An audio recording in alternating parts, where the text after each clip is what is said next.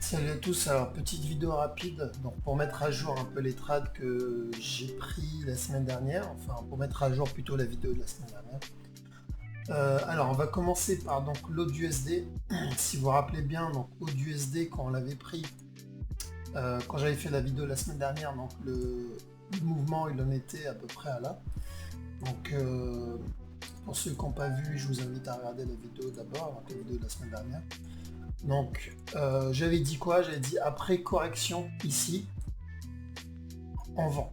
Ok, donc c'est ce que j'ai fait. Donc j'ai vendu après le petit ABC en petit time frame. Donc on va faire tourner le. Hop, on va annuler ça, comme ça on va tout de suite. Voilà. Donc j'ai vendu à cette correction là. Ok, la correction ici, j'ai vendu en haut et là je suis dans le trade. Donc je suis toujours dans le trade, je prendrai des profits vers ce bas là et je garderai une partie parce que sur le long terme en D1, l'AUD/USD, je vois toujours un down. Parce que n'oubliez pas qu'il y a ce mouvement là. Hop, la correction là. Et je m'attends à un mouvement vers le bas. Ok. Maintenant, il peut descendre encore un peu et faire un dernier up avant de chuter. Mais pour le moment, je reste dans le trade, je suis en break-even. Et à chaque correction, je re-rentre. Ok. S'il fait maintenant une pattern où il m'annonce un buy, donc impulsion vers le haut, correction, là, à ce moment-là, j'attendrai une autre opportunité pour ça. Ok, parce qu'il peut faire une correction un peu plus profonde et descendre, ou il peut complètement monter ou descendre entièrement. Ok.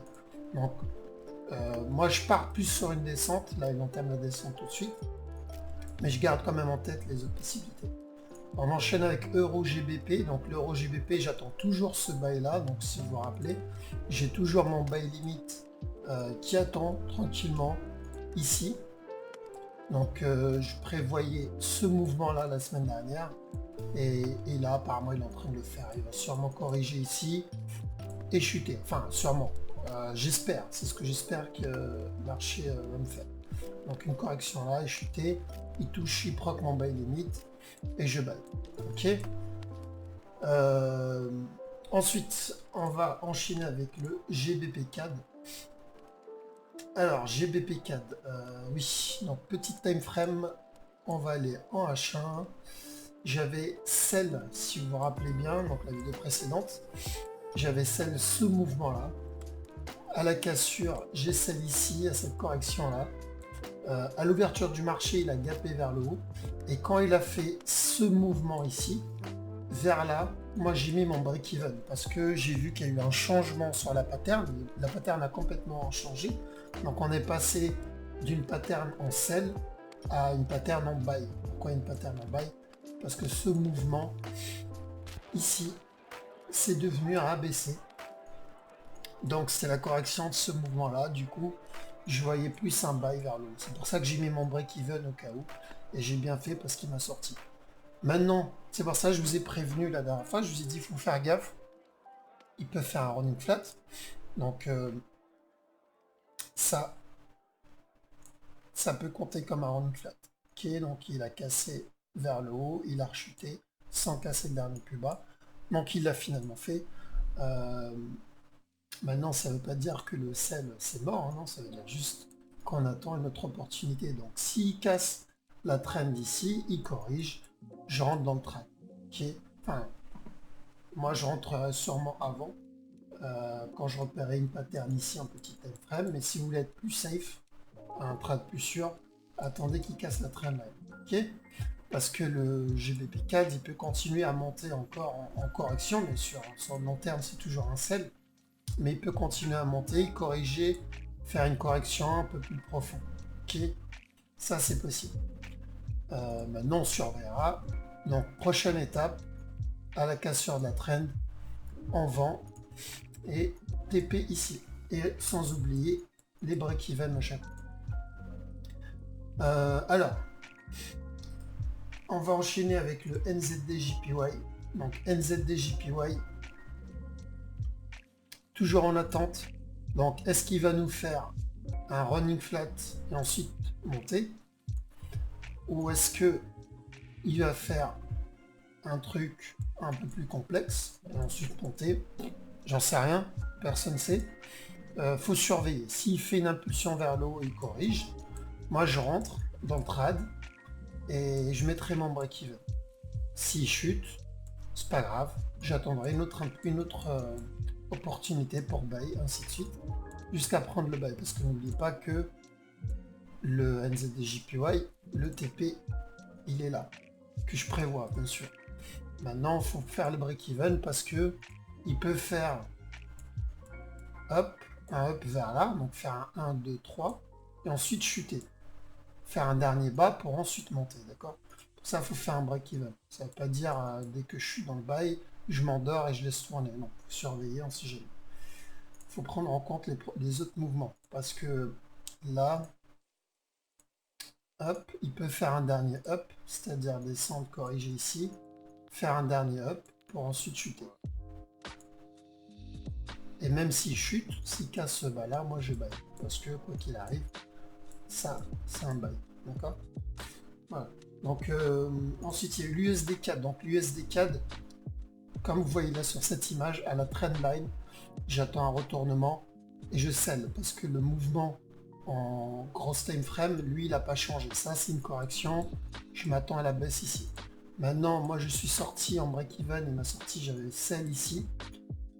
J'avais mis mon break-even et il m'a sorti. Est-ce qu'il va se retourner là? J'en sais rien, je sais pas, on verra. Maintenant, on surveille. Donc, j'avais annoncé la dernière fois, je pensais qu'il allait corriger ce mouvement-là. Je sais pas si vous vous rappelez. J'ai dit où il corrige ce mouvement-là, c'est ce que j'espérais. Ou il va me faire un running flat ici, et ensuite monter. Finalement, il a fait le running flat. Donc là, on attend un retournement pour le gros sell vers le bas, parce que ça, ce sell-là, il va finir par arriver. Okay. Ensuite, USD, JPY. On va aller au H1, hop. Donc là, c'est plutôt clair. On attend ce mouvement. Il casse la trend vers le bas. Ici, il corrige. Et on vend jusqu'à ce bas-là. Il va peut-être même casser ce bas-là. Mais on va, par sécurité, je vais mettre un TP ici. Parce que je m'attends à A, B, C. Il corrige ça pour ensuite monter. D'accord? Donc moi, je vais vendre ce bas-là. Donc là, ce qu'il faut faire, c'est attendre un signal vers le bas. Ok? Donc, on va regarder si en 15 minutes, on a un signal ou pas. En 15 minutes, ça ressemble à un sell. Maintenant, est-ce que c'est le sell? Je sais pas. Mais là, il y a un sell. Donc, il y a une impulsion vers le bas. Là, il est en train de corriger. Donc, sûrement, il y aura une autre impulsion vers le bas. Est-ce que ça va être ça pour ensuite il monte? Ou est-ce que ça va être l'impulsion qui va confirmer le sell? J'en sais rien. Donc je pense que moi ce que je vais faire, je vais vendre à la cassure ici. S'il casse, je vends. Il descend. Je mets mon break-even. S'il continue de chuter, tant mieux. S'il monte, tant pis, j'aurais essayé. Okay. Ensuite, le gold. Alors le gold, j'avais annoncé donc un sell il y a 2 semaines et la semaine dernière. Donc j'avais dit quoi? J'avais dit que à la cassure de ce haut là, donc le marché il en était, quand j'avais fait, je crois qu'il en était vers là à peu près, il me semble. Donc il en était vers là. J'avais dit que si le marché il monte et il casse, vous vendez ici à la cassure. Ceux qui ont fait ça, bah, bravo à vous, vous vous êtes fait pas mal d'argent. Parce que là vous avez fait combien? Vous avez fait presque 3000 pips, ce qui est énorme. Moi, je suis complètement dégoûté de ne pas pouvoir trader cette paire. Mais en tout cas, le mouvement, il était parfait. Hein. Franchement, vous voyez à 10 000 km que ça allait être un bon sell. Hop, donc il nous a fait sa correction là. Il a chuté, comme là d'ailleurs. Ensuite chuté. Okay. Donc bravo à vous hein, pour ceux qui ont pris cette pattern. Voilà pour les trades qu'on suivait. Donc là actuellement je suis encore sur l'autre USD. Donc les autres paires je suis plus dedans, ou break-even ou TP touché. Bon, j'ai eu pas mal de TP touché, je crois que j'ai dû faire 25% de mon capital rien que cette semaine, ce qui est énorme. Donc je suis bien content de cette semaine. Donc pour le moment USD, d'actifs et GBP, JPY, il me semble, GBP, Yen, ouais, GBP, Yen encore d'actifs, mais c'est un trade qui va se terminer parce que c'est un trade que j'ai pris en très petit time frame. Donc en gros, je tradais ce mouvement-là, donc il y a eu le mouvement vers le bas, il y a eu la correction ici, et je tradais ce mouvement-là, ok. Donc j'avais radé ici un move, donc il y a eu le down ici, il y a eu la correction là, je suis rentré à cette correction, et là, je suis dans le trade, donc pour le moment on en est à là. Est-ce qu'il va chuter, est-ce qu'il va arriver jusqu'ici? Je pense, parce que vu la pattern qu'il est en train de nous faire, ici là, si vous regardez bien, hop, on va faire le bust pattern ici, je vais prendre ce mouvement. Donc vous voyez ce mouvement que j'ai copié là, bah, il ressemble vachement à ce mouvement là, d'accord?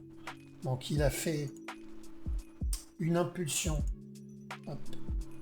Il a fait l'impulsion vers le haut, une impulsion vers le bas, et il est en train de corriger l'impulsion qui est vers le bas pour ensuite chuter. Donc il a fait l'impulsion vers le haut, une impulsion vers le bas, il corrige l'impulsion qui est là pour ensuite chuter, c'est ce qu'il a fait là, ok? Donc ce mouvement là, je pense qu'il va le répéter, c'est pour ça que je m'attends à ce qu'il chute pour toucher mon take profit. Après voilà, c'est un petit sell parce qu'au final, le mouvement, je m'attends à ce que ça soit ça, hein, pour faire un dernier up, ok? Donc voilà, ceux qui sell, faites gaffe à partir de là. De toute façon, c'est un peu trop tard, mais si vous scalpez, bon, c'est toujours possible.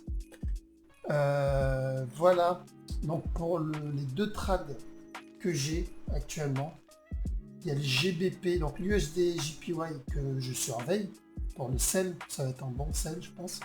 L'euro GBP, bah pareil, je le surveille pour le moment, donc il a fait l'impulsion vers le bas.